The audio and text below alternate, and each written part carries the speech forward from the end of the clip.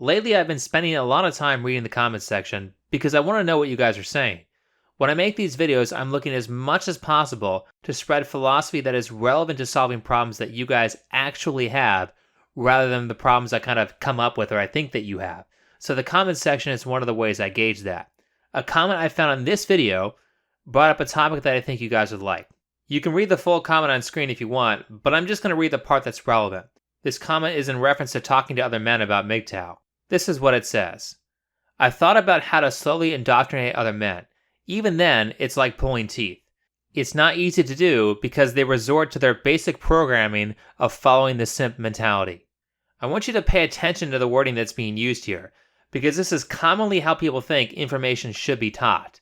This commentary uses the word indoctrination as a way of teaching people about MGTOW. And by the way, it's not really your fault or his fault for thinking this way. Almost all, if not all, of your education since you were a little kid has been indoctrination. You are really just repeating everything you've been taught by government schools. There's a problem with that way of teaching, and the problem is that it only works in certain situations, and those situations always involve abuse. People will only learn something if it leads to something that they actually value. For example, indoctrination definitely works on kids. And well, children are treated like shit in society, and children have always been treated like shit. Think about what animals do. When a new alpha is established in gorillas, he kills all of the children of the previous alpha. Think of how it might have been in tribal society for humans. If you were a child and your parents didn't like you, then you don't get fed. Or worse. There are even some children in the modern day whose parents will beat them to near death for saying things that parents don't like. If you don't believe me, you can listen to the stories of Stefan Molyneux and Boogie 2988. And by the way, both Boogie and Stefan were raised by single mothers. So if that's happening in the modern day, imagine how bad it was before civilization. The reason indoctrination works on kids is because kids are defenseless and they're around giant adults who are 5 times their size. Indoctrination works on kids because they value their safety and they don't want to be hurt by the adults. Just look at how all the child management tactics in public schools are based off of fear instead of compromise. So of course they learn the information without question. This is exactly why it's immoral to take your children to political events no matter what you believe. They have to agree with you or else. Particularly with some of these crazy leftist single moms. If she says you're a female trapped in a male's body, then you better fall into line and be a female trapped in a male's body. That's Stockholm Syndrome. I don't want to be hurt, so I'm going to sympathize with my abuser. And yes, those indoctrinated children will carry those beliefs into adulthood and irrationally defend them. When they start thinking of ideas that are counter to their ideas, their child brain kicks in and forces them to stop because it's afraid of being hurt by the parents or teachers who aren't there anymore. This is why people will violently fight you when you argue against their ideas. Don't take it personally. They aren't attacking you. They're attacking their formerly abusive parents who said, if you don't believe what I believe, I'll hit you. This programming is very effective and very hard to break, which is why you see the radical left constantly assaulting children. Indoctrination also works on college students because they want a degree that they believe will lead them to a good job. So, if you don't take your upper division GE and learn about how whites are racist oppressors, then you can't get your engineering degree. Indoctrination only works when violence or extortion are present. If you're trying to indoctrinate people into MGTOW, which is an idea about making men free and not using force, then you're missing the point. When you incorporate freedom of choice into the equation, you can't teach people things they don't value. You first have to show them how it's valuable and meets their needs. Preferably, you want to do it in a way that allows them to discover the answer for themselves, because then it feels like an accomplishment. This is actually how video games use the show don't tell principle. And if this is done correctly, you'll respond to it by being interested. Video games that tell you how to play them with a 6-hour tutorial are boring, whereas games that show you how to play them or allow you to discover how to play them are way more fun. Think about the very first level of Super Mario Bros. For the Nintendo. If you ever listen to Shigeru Miyamoto talk about that level, he talks about the ridiculous amount of effort that was put into it because the purpose of the first level is to teach you how to play the game without teaching you how to play the game. Every time you're taught something, it's done so with a challenge that you have to figure out. Take a look at the very first challenge of the game, which is that first Goomba that you see. There is a lot to discover in these first few frames, but the main point is to teach you how to jump. They do this by putting a challenge in front of you that you cannot pass unless you jump.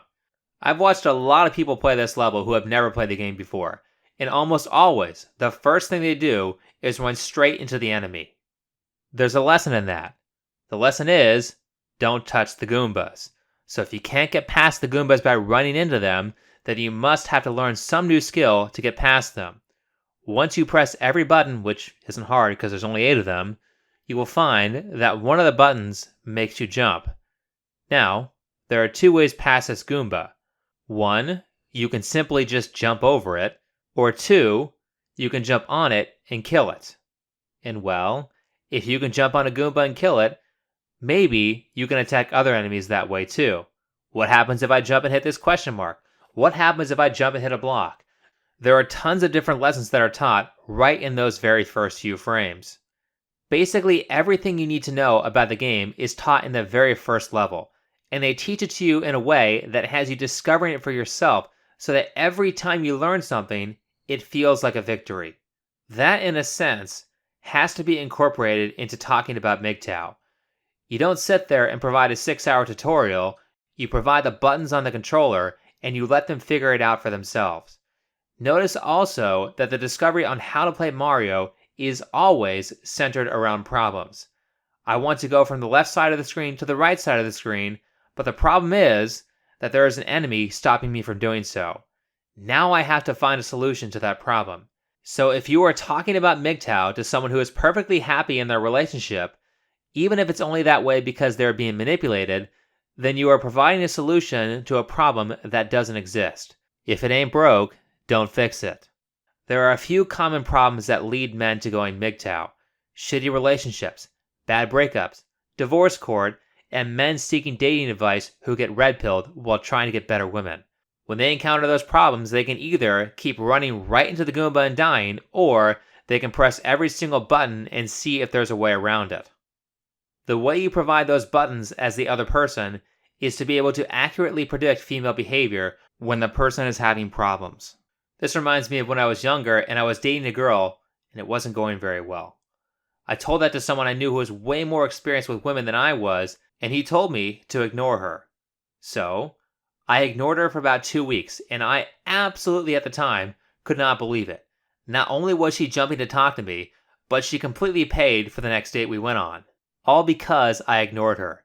And that idea went against my feminist training. That little tidbit on female nature years later allowed me to understand the things that Sandman and Tom Likas were saying when they explained to me why things like that work. I knew they were right because it worked for me in the past. That person in my life gave me one of the pieces of information that allowed me to discover MGTOW on my own. And by the way, that guy was in his 40s, he was unmarried, and he was quite financially successful. He probably knew way more than what he ended up telling me. You provide men with little insights on female nature when they have problems, and they will discover MGTOW on their own, hopefully with a much softer landing than family court. You can also lead by example. Even if you can't figure out how to get past the first Goomba in Mario, there is a demo showing a guy who passes it when you start up the game. Maybe you could do what the guy in the demo did.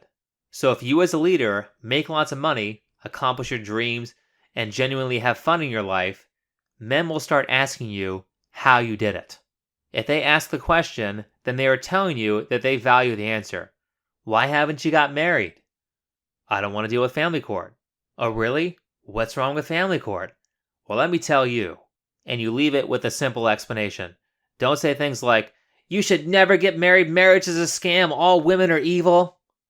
You'll just sound like a crazy person who has been indoctrinated into a cult, which means you have low value and they won't listen to you. Simply provide the reason that you aren't getting married and also possibly why you aren't in relationships, and they can decide if your argument is right or not. That is what high status men do. They don't have to force their beliefs on people because they know they're right, and those people will come to the right conclusion on their own if they're genuinely searching for the answer. Understand though, learning new concepts has to come slowly. Anytime new material is learned, it has to be made simple. The key to getting across a good message is not to just vomit up everything you know about the subject. When you teach someone else a new concept, you teach them the most powerful concept that you know that relates to a current problem they're having. As for the full message, you let them fill in the gaps and discover the rest on their own. If you just vomit garbage all over a person, it will confuse them and they won't come to you for more advice because you've shown through your actions that you're not an effective communicator because you can't keep the message concise and relevant. If you want people to listen to you in all avenues, then you have to learn how to do that. And with that said, I think that'll be enough for this video. If you liked it, hit the like button, subscribe if you're new, comment and share. If you would like to support the channel, then you can do so either through PayPal, Subscribestar, or Patreon. All those links are in the description. Last, don't forget to subscribe to my Bitchute channel. That link is also in the description. Otherwise, thanks for watching, and I'll see you in the next video.